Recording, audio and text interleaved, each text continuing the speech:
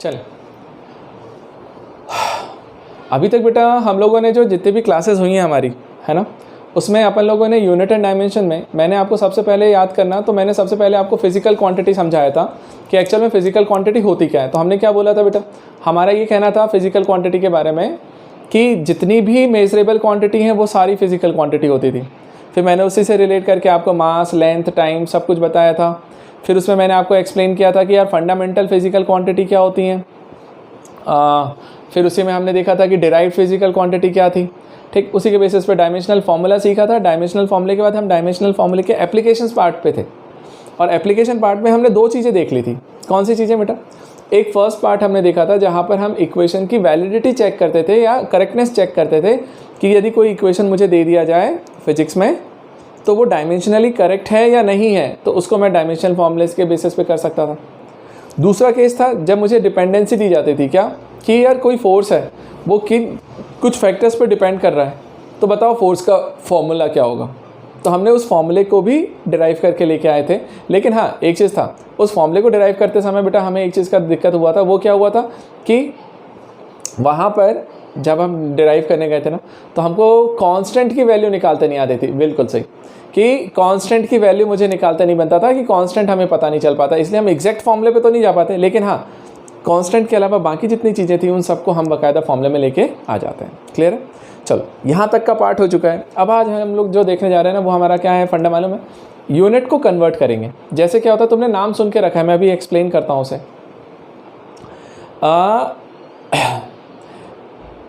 एक होता है, तुमने सुना है MKS सिस्टम, एक सुना है CGS सिस्टम, और एक होता है FPS सिस्टम। अब ये तीन सिस्टम होता है। तो हम लोग क्या करते हैं, कई बार है ना, जैसे मान लो मैं बताता हूँ तुम्हें सिंपल सा, कि कभी आपके पास यदि मैंने आपको दिया हुआ है कि यार 1 किलोमीटर लेंथ है, 1 किलोमीटर, तो 1 किलोमीटर को आप बोल देते हो ना 1000 मीटर, तो आपने उसकी यूनिट बदल दी ना। यूनिट क्या थी पहले? किलोमीटर, अब आपने क्या कर दी? मीटर। तो 1 किलोमीटर को 1000 मीटर ही क्यों बोला? 1000 की जगह कोई और नंबर भी हो सकता था। तो अपन को है ना, अब ये कन्वर्जन समझना है कि यदि कभी कोई एक यूनिट मुझे दे दी जाती है किसी सिस्टम में, तो उस सिस्टम से मैं दूसरे सिस्टम में कैसे स्विच करूँगा, वो मेरा मेन काम है। ठीक है, तो देखो अब वहीं से स्टार्ट करते हैं, ध्यान देना आप ज़रा। ठीक, चलिए देखिए, तो सबसे पहले हम लोग देखते हैं कि टोटल यहाँ पे मेज़र करने के लिए, किसी भी फिजिकल क्वांटिटी को मेज़र करने के लिए मेनली कितने सिस्टम्स यूज़ में आते हैं। हम लोग के लिए अभी जो फिलहाल है वो कौन से हैं? 3। वो 3 अपन को देखना है, ध्यान से समझना बेटा। 3 सिस्टम्स हैं। फर्स्ट है यहाँ पे, जिसको हम लोग लिखते हैं बेटा MKS सिस्टम। ठीक, दूसरा है जिसको आप लिखते हो CGS, और तीसरा है थर्ड वाला जिसको हम लोग लिखते हैं बेटा FPS। ठीक, तो टोटल यहाँ पर जो हमारे पास सिस्टम्स हैं वो कितने हैं? 3। कौन कौन से बेटा? एक MKS सिस्टम, एक CGS सिस्टम, और एक FPS सिस्टम। अब बात आती है, सर ये तीनों होते क्या हैं, है ना, ये तीनों हैं क्या चीज़? तो अब इन तीनों को समझने के लिए हम लोग क्या बोलते हैं, ध्यान से समझना बेटा। आप फंडामेंटल क्वांटिटी पे जाओ। मेनली फंडामेंटल क्वांटिटी जो हम लोग यूज़ करते थे, वो कौन सी फंडामेंटल क्वांटिटी थी जो 3 हमने यूज़ करी थी? एक था मास, याद रखनी है, एक होता था मास, एक होता था लेंथ, और एक होता था टाइम। ठीक बेटा, मास, लेंथ और टाइम, ये बेसिक 3 फंडामेंटल फिजिकल क्वांटिटी थी। इन्हीं तीनों के बेसिस पे बेटा ये तीनों सिस्टम्स हैं। तो बिल्कुल कुछ भी अलग नहीं है, बिल्कुल आसान है, ध्यान से समझ लो, सबको समझ में आ जाएगा। क्या? जो मास है ना, मास, लेंथ और टाइम को लेकर के ही यहाँ पे किया गया है। जरा बताऊँ एक चीज़ क्या है, M जो है ना यहाँ पे वो लेंथ को बता रहा था। जैसे इसके ऑर्डर में लिखा जाए ना, ध्यान से देखना बेटा, ऑर्डर के हिसाब से लिखने जाओगे तो आपको पहले क्या लिखना चाहिए, देखो मैं लिखता हूँ। सबसे पहले लिखिए length, then mass, then time. मतलब यहाँ पे जो लिखा है ना उसके बेसिस पे बोल रहा हूँ, पहले लेंथ, फिर मास, फिर टाइम। अब सुनो मैं तुम्हें समझाता हूँ एक्चुअल में इसमें क्या है। MKS, M मतलब कौन? मीटर। कि आप लेंथ को किस में मेज़र कर रहे हो, तो MKS सिस्टम में हम लेंथ को मेज़र करने के लिए जो यूज़ करते हैं बेटा वो होता है मीटर। लेंथ को हमने मीटर में यूज़ किया। K मास की यूनिट है, कि मास को किस में मेज़र करेंगे, तो वहाँ पे किलोग्राम में, याद है? तो ये किलोग्राम, और S जो है वो टाइम के लिए, टाइम मतलब सेकेंड। तो हम लोग यहाँ पे क्या बोलते हैं बेटा, ये वो सिस्टम है फर्स्ट MKS जिसमें आप मास को मीटर में है ना, सॉरी, लेंथ को मीटर में, मास को किलोग्राम में और टाइम को सेकंड में मेज़र करते हो। तो उसके बेसिस पे हमने नाम दे दिया MKS। अच्छा, ये जो दूसरा सिस्टम है CGS, CGS में क्या है, सेम चीज़, C क्या रिप्रेजेंट कर रहा होगा, लेंथ। लेंथ मतलब अभी मीटर में था, अब क्या हो गया, सेंटीमीटर। ठीक, तो यहाँ पर जो लेंथ है वो हमें सेंटीमीटर में दे रहा होगा, मास ग्राम में, मास को हम लिखेंगे ग्राम, और जो टाइम है, टाइम बेटा अभी भी सेकंड ही है। तो यहाँ पर इस वाले सिस्टम में देखो, उसी लेंथ को मेज़र करने के लिए हमने यूनिट बदल दी, कौन सी, सेंटीमीटर, ग्राम, सेकंड।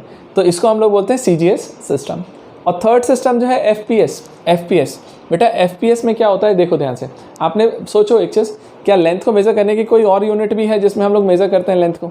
आपने सुना होगा घर में जब कंस्ट्रक्शन वगैरह होता है ऐसे टाइम पे ज़्यादा यूज़ में आता है, और वैसे भी पता रहता है, फुट में मेज़र करते हो, 5 फुट 6 इंच, है ना। आप सबकी अपनी हाइट बताते हो, मेरी हाइट है 5'11", तो अपन बोलते हैं ना 5 फुट 11 इंच। तो फुट जो है ना, फुट वाला जो टर्म आता है वो भी तो लेंथ को ही बता रहा होता है ना, हाइट बता रहा है।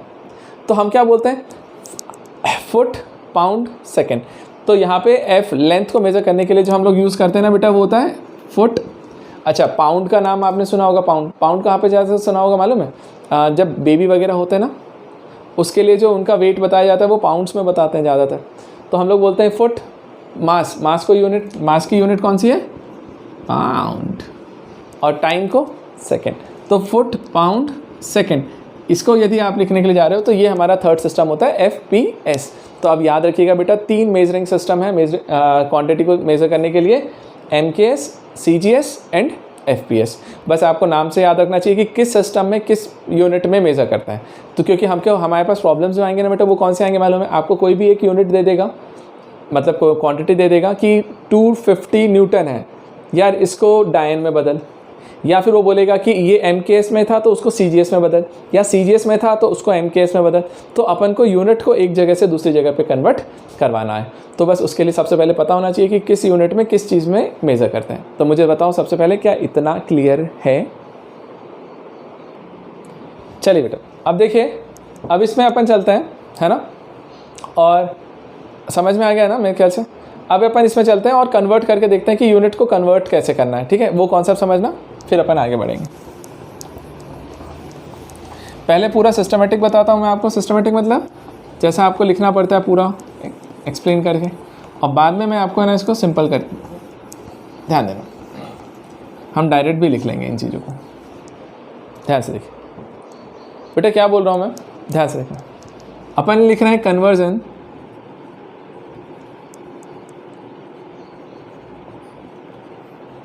from conversion of units from one system to another system। अब बेटा देखिएगा, यहाँ पर जो हम लोग कन्वर्जन करने जा रहे हैं ना, वो हम क्या कन्वर्जन कर रहे हैं, एक सिस्टम से दूसरे सिस्टम में कन्वर्ट करना है अपन को, है ना। अब जैसे देखो, मैं तुम्हें एक प्रॉब्लम देता हूँ और आपको सॉल्व करके बताता हूँ। सबसे पहली बात सुनो, प्रॉब्लम बाद में देंगे, पहले अपन समझते हैं कि उसको करना क्या है। याद करो, सबसे पहले फिजिकल क्वांटिटी क्या थी, मैंने समझाया था और आपको एक फॉर्मूला दिया था, याद करिएगा बेटा। फिजिकल क्वांटिटी को हमने P से रिप्रेजेंट किया था, जो लोग थे सबको पता है। और फिजिकल क्वांटिटी को हमने P से रिप्रेजेंट किया था, तो मैंने बोला था फिजिकल क्वांटिटी मतलब क्या, जैसे सोचो, मैंने बोला था कि यार किसी का मास बता भाई, यार मैं तेरे से पूछूँ तेरा मास कितना है बता। अब यदि मैं तुमसे मास पूछ रहा हूँ, किसी ने मुझे बोला कि 60, किसी ने बोला 70, या 60-70 बोल के क्या 67 सेंटीमीटर नहीं, 70 सेंटीमीटर नहीं, तो मैं क्या बोल रहा हूँ, ध्यान से समझिएगा। आप सिर्फ 60 या 70 बोल देते हो ना, क्या उतने से मेरा काम चल जाएगा? तो मेरा आंसर है बिल्कुल नहीं। आपको बाकायदा साथ में यूनिट बोलनी पड़ती है उसकी कि 60 kg, है ना, 60 kg, 50 kg। आप जब तो kg में बोलते हो तब आपको समझ में आता है, फील आता है कि हाँ भैया इतना मास होगा इसका। तो किसी भी क्वांटिटी को रिप्रेजेंट करने के लिए, जैसे फोर्स है, फोर्स को हम क्या लिखते हैं बेटा, 5 न्यूटन बोलता है, न्यूटन। तो 5 क्या बता रहा होता है, उसका न्यूमेरिकल नंबर, कि उसका मैग्नीट्यूड कितना है, और n जो है न्यूटन, वो बता रहा होता है उसका यूनिट, कि किस यूनिट में है उसका नंबर।